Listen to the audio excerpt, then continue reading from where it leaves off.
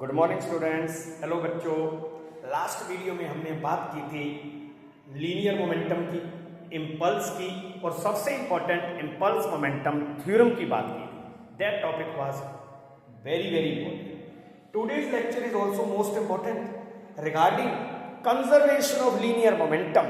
आप मोमेंटम को कंजर्व कैसे रख सकते हैं, और दूसरा टॉपिक रिकॉइल ऑफ गन जो इसी के ऊपर बेस्ड है। Recoil of gun is based on conservation of momentum. चलिए बच्चों, माने सबसे पहले बात है कि कंजर्वेशन क्या होता है सर। कंजर्वेशन का मतलब रिमेन सेम, सुरक्षित रहना। और किसको सुरक्षित रखना है? Linear momentum.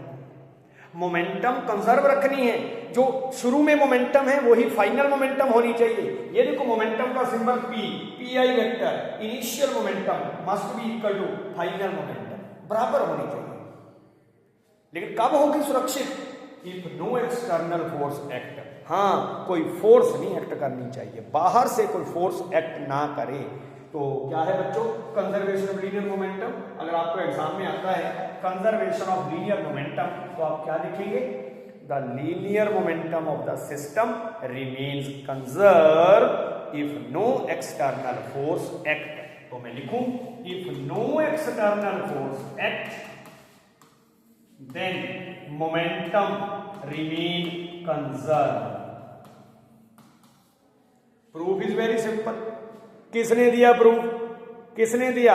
अनिका, न्यूटन के सेकेंड लॉ ने। क्यों? उसमें एफ भी है, उसमें पी भी है, उसमें टाइम भी है। न्यूटन के सेकेंड लॉ के पास इसका हल है, इसका प्रूफ है। आइए देखिए बच्चों, अकॉर्डिंग प्रूफ देखो, according to Newton second law F external, ये है न्यूटन का सेकेंड लॉ। अगर बच्चों को पता है, this is the mathematics of Newton second law. The change in momentum with the time depend on external applied force। अगर मैं फोर्स को जीरो कर दूं, ना रहेगा बांस, ना बजेगी बांसुरी, ना रहेगा बांस, तो मैं फोर्स को जीरो कर रहा हूं। If F external equal to zero, then zero equal to DP over DT, DP over DT. कोई अच्छा बच्चा मुझे इसकी इंग्लिश बना के बताओ। Zero equal to DP over DT. What is the English? There is no change in the momentum with the passage of time. Zero मैंने no. There is no change in momentum with the passage of time. What does it mean? Momentum remain conserved. Momentum remains same. This implies P vector remains conserved, constant. Hence proved. छोटा सा proof conservation of momentum का, छोटा सा proof Newton के second law के पास।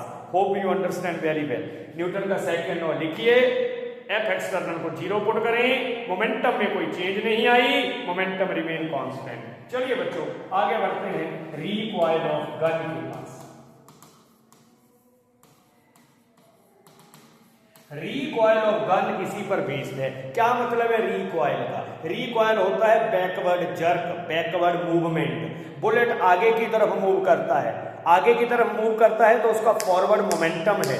उस momentum को conserve करने के लिए गन को पीछे मूव करना पड़ता है। The backward movement of gun is called recoil of gun. तो प्यारे बच्चों, it is based on conservation of linear momentum. किस पर बेस्ड है? क्या बोलता है ये conservation? P I equal to P F. जितनी इनिशियल मोमेंटम होनी चाहिए उतनी final. Conservation meaning same, initial और फाइनल मोमेंटम सेम। तो बच्चों initial momentum zero, zero. Bullet and gun both are at rest. Case number 1, bullet and gun both are at rest before firing. अभी firing की ही नहीं हमने। Initial momentum का मतलब फायरिंग से पहले system is at rest. Initial momentum zero. चलिए बच्चों, फाइनल मोमेंटम आफ्टर फायरिंग। दो केस हैं, बिफोर फायरिंग, आफ्टर फायरिंग। अब फायरिंग के बाद क्या हुआ? ड्यूरिंग फायरिंग बुलेट भी मोशन में आ गया। Bullet is set into motion. Bullet की बात करें, what is the momentum of bullet? mb vector. छोटे लेटर्स बुलेट के लिए, बुलेट का मास, बुलेट की velocity plus momentum of gun, gun का मास, गन की वेलोसिटी। छोटे लेटर्स बुलेट के लिए, बड़े लेटर्स गन के लिए। इनिशियली क्यों जीरो है? सिस्टम इज एट रेस्ट, और ये क्या है? System is in motion. System में दो लोग हैं बच्चों, सिस्टम में दो लोग हैं। कौन कौन से सागरिका? एक सर बुलेट और दूसरा कौन? गन। तो इसलिए 0 equal to M B plus M B. इसको इधर ले आओ बच्चों, minus M B. Yes Aryan, इसको मैं इधर ले आया और मैंने आंसर निकाला बी वेक्टर का। तो ये देखो बी वेक्टर का आंसर क्या आया, ये आंसर। तो ये कौन है बी वेक्टर? कोई बच्चा बताओ कौन है capital B vector? Recoil speed of gun. ये गन की रिकॉइल स्पीड है। ये माइनस का साइन दिख रहे हैं आप इस वेलोसिटी और उस वेलोसिटी में। ये छोटी वेलोसिटी किसकी है? बुलेट की। बड़ी वेलोसिटी किसकी है? गन की। दोनों की डायरेक्शन में माइनस का साइन है। What does it mean? It mean during firing bullet moves in forward direction and gun moves in backward direction. इसलिए ये माइनस साइन है, opposite direction. therefore the backward movement of gun is called recoil of gun। और ये है बच्चों उसका expression. Ridhima, ये recoil speed of velocity का फॉर्मूला है v vector equal to this, और इसके ऊपर न्यूमेरिकल भी पूछे जाते हैं, इंपॉर्टेंट न्यूमेरिकल। तो बच्चों तो जो recoil of gun है ये किस पर बेस्ड है? कंजर्वेशन ऑफ मोमेंटम पर। और कंजर्वेशन ऑफ मोमेंटम क्या बोलता है? Initial momentum equal to final momentum. Conservation mean momentum remain conserve same.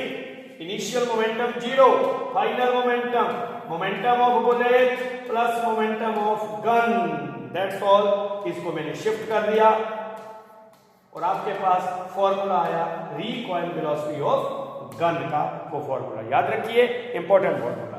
तो चलो बच्चों चलते चलते इसी कड़ी में आपके साथ डिस्कस करते हैं न्यूटन थर्ड लॉ। पता है बच्चों को, बच्चों का सबसे पसंदीदा नियम, सबसे ज्यादा पसंद बच्चे इस लॉ को करते हैं, थर्ड लॉ को। क्यों? क्योंकि इसका कहना है हर क्रिया की उल्टी प्रतिक्रिया होती है। To every action there is equal and opposite reaction. ये वो लॉ है जो आपको चलना सिखाता है, we walk on the ground due to Newton third law. ये आपको तैरना सिखाता है, we can swim due to Newton third law. ये पक्षियों को उड़ना सिखाता है, to every action there is equal and opposite reaction. पक्षी अपने परों से हवा को पीछे की तरफ धकेलते हैं, वो उनका एक्शन है। हवा उनको रिएक्ट करती है और उनकी बॉडी को फॉरवर्ड मूव करती है। आप भी इसी तरह से चलते हैं। You push the ground with your feet in the backward direction. आप जमीन पे एक्शन ले रहे हैं और बदले में आपको रिएक्शन मिल रहा है एंड यू मूव फॉरवर्ड। तो क्या मतलब? दो बॉडीज होती हैं बच्चों न्यूटन के थर्ड लॉ में। एक ने फोर्स लगाई दूसरे पे, ए ने फोर्स लगाई बी पे और बी ने फोर्स लगाई ए पे। इक्वल एंड अपोजिट, माइनस का साइन फिर आ गया बच्चों, इक्वल एंड अपोजिट। नोट करिए कॉपी पर, ये है न्यूटन के थर्ड लॉ का मैथमेटिक्स। ए ने लगाई बी पे फोर्स, बी ने लगाई ए पे force, equal and opposite. This is the mathematics of Newton third law of motion. To every action there is equal and opposite reaction, that's all. तो आज के टॉपिक्स को रिवाइज करें, बढ़िया टॉपिक है। नेक्स्ट वीडियो में हम नए टॉपिक्स के साथ आगे प्रोसीड करेंगे along with one numerical of recoil of gun. Thank you.